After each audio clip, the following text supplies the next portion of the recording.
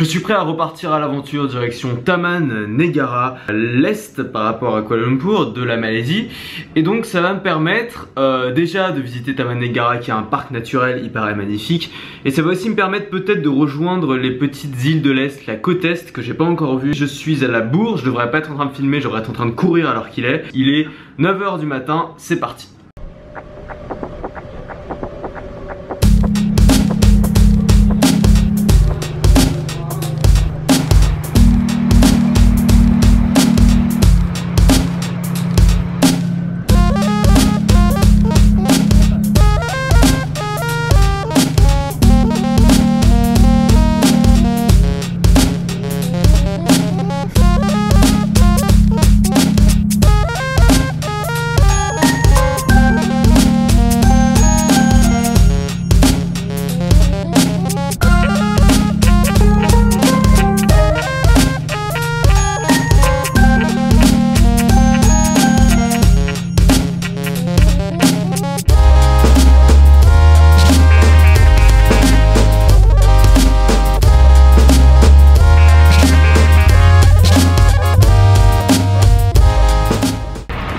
Je vous explique mon problème.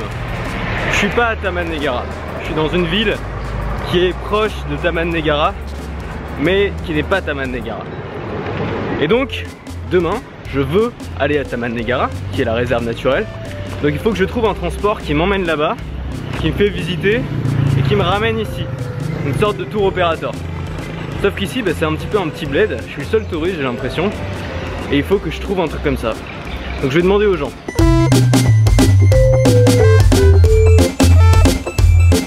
Can you help me? No?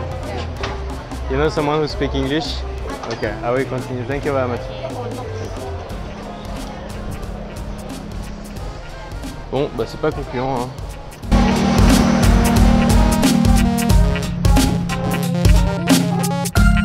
Can you help me? I'd like tomorrow to go to Taman Negara, and I'd like to know if I can find a tour or something. From here to Taman Negara and come back here in the evening. It's possible? NKS Hotel? NKS Hotel, okay. Where you from? France. Okay. Thank you very much. Yeah. Bon j'ai une adresse, c'est déjà ça. J'aurais pu regarder sur internet, mais je trouve ça plus sympa d'arriver dans une ville et de demander aux locaux, demander aux gens directement. La plupart des gens sont très contents de vous fournir leur aide.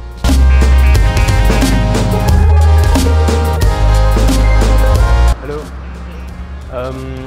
I'd like. Yeah. You want a banana? I got extra. Why not?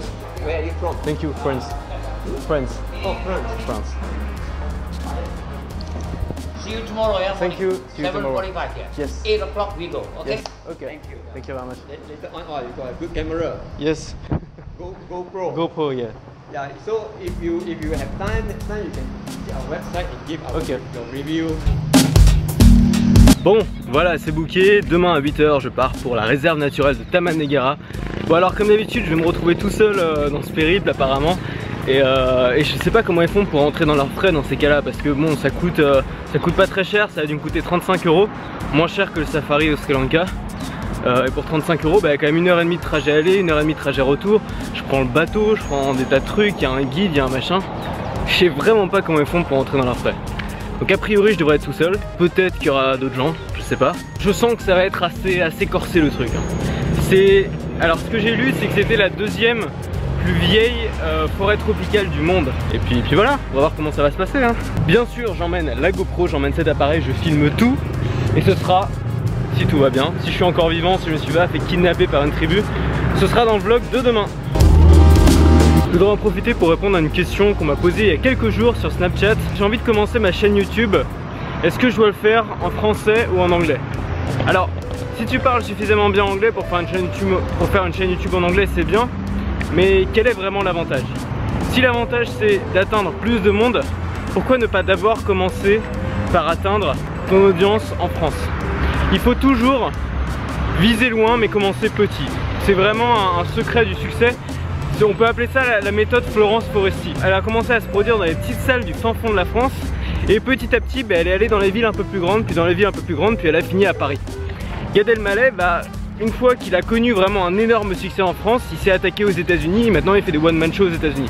C'est beaucoup plus facile de commencer par un marché de niche avec peu de gens, avec une petite audience, pour ensuite, si vous avez testé le concept et approuvé ce concept sur ce petit marché, élargir ensuite votre audience. C'est bien d'être dans un marché de niche et la francophonie sur YouTube, bah, c'est un marché de niche.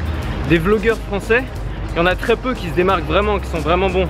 Alors que dans le monde anglophone, eh bien, vous avez Casey Neistat, Ben Brown, Fun for Louise qui ont déjà des millions d'abonnés, qui sont très très bons.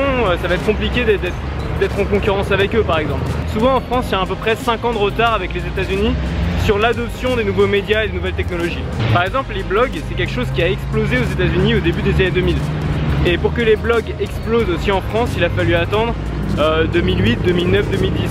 YouTube, c'est beaucoup plus développé aux États-Unis. Il y a carrément le président Obama qui fait des interventions directement sur YouTube. Enfin là-bas, c'est totalement différent. Là-bas, l'adoption des réseaux sociaux, c'est pas cantonné aux jeunes, aux ados, c'est vraiment quelque chose de général. Pour tout vous dire, il y a même la Maison Blanche qui a son compte Snapchat. Je les suis sur Snapchat et c'est très rigolo de voir un peu les dessous de la vie d'Obama. Ce qui est bien, c'est qu'on peut prévoir qu'en France, ça va devenir pareil. C'est juste ça va prendre un petit peu de temps. Donc il y a plein de gens qui ont fait leur succès là-dessus, simplement en copiant ce qui se fait aux États-Unis, en reprenant des concepts qui marchent aux États-Unis, en les important en France, et en France tout le monde s'est dit « Hey, mais c'est génial !» Alors qu'en fait ça existait déjà depuis 5 ou 10 ans aux États-Unis. C'est le cas pour les émissions de télé, mais c'est aussi le cas pour Internet.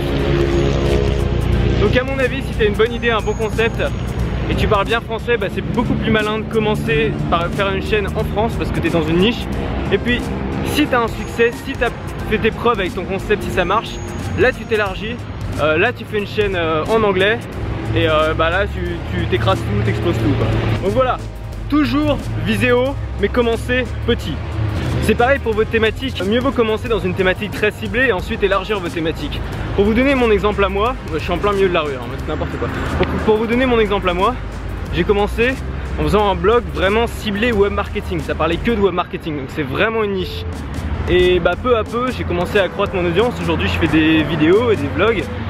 Et je me suis élargi et maintenant je parle de voyage, de liberté qui sont des thématiques. Je voulais pas vraiment rentrer dedans parce que je voulais rester dans ma niche.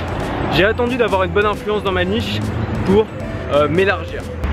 Encore une fois, c'est plus facile d'être le meilleur dans votre thématique, dans votre petite catégorie, dans votre microcosme, que d'être bon dans une thématique générale, dans un truc que tout le monde fait déjà. C'est beaucoup plus facile de réussir en faisant une chaîne YouTube sur la culture des citrouilles que de réussir en faisant une énième chaîne YouTube gaming, parce qu'il y a trop de monde qui le font. Il y a déjà des gens qui sont excellents. Commencez dans votre niche, commencez dans vos petits trucs, et si vous atteignez le succès, là vous pourrez vous permettre de grossir et de viser plus haut. Quant à moi, je vais repasser à l'hôtel, je vais me refroidir parce qu'ici il fait véritablement 35 degrés, on étouffe. Et je vais me préparer pour demain, donc demain c'est la grande aventure. On se retrouve demain, en attendant, restez libres, restez ouverts, restez audacieux.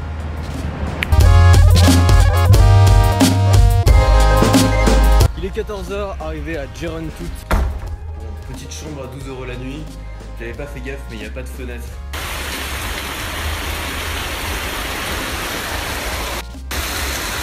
Bon bah finalement j'ai couru, il n'y avait pas d'autre choix. Demain direction Taman Negara, l'une des plus vieilles forêts tropicales au monde.